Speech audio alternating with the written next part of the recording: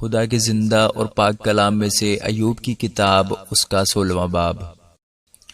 تب ایوب نے جواب دیا، ایسی بہت سی باتیں میں سن چکا ہوں، تم سب کے سب نکمے تسلی دینے والے ہو، کیا لغو باتیں کبھی ختم ہوں گی؟ تو کون سی بات سے جھڑک کر جواب دیتا ہے؟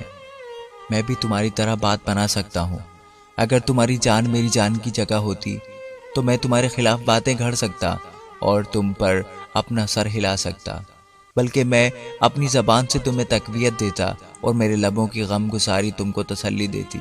اگرچہ میں بولتا ہوں پر مجھ کو تسلی نہیں ہوتی، اور گو چپکا بھی ہو جاتا ہوں پر مجھے کیا راحت ہوتی ہے؟ پر اس نے تو مجھے بیزار کر ڈالا ہے، تو نے میرے سارے جتھے کو تباہ کر دیا ہے، تو نے مجھے مضبوطی سے پکڑ لیا ہے، یہی مجھ پر گواہ ہے۔ میری لاغری میرے خلاف کھڑی ہو کر میرے منہ پر گواہی دیتی ہے۔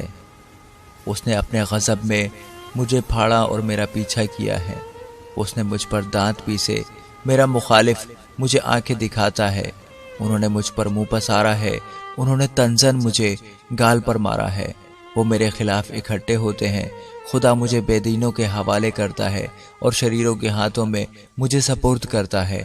میں آرام سے تھا اور اس نے مجھے چور چور کر ڈالا، اس نے میری گردن پکڑ لی اور مجھے پٹک پٹک کر ٹکڑے ٹکڑے کر دیا، اور اس نے مجھے اپنا نشانہ بنا کر کھڑا کر لیا ہے۔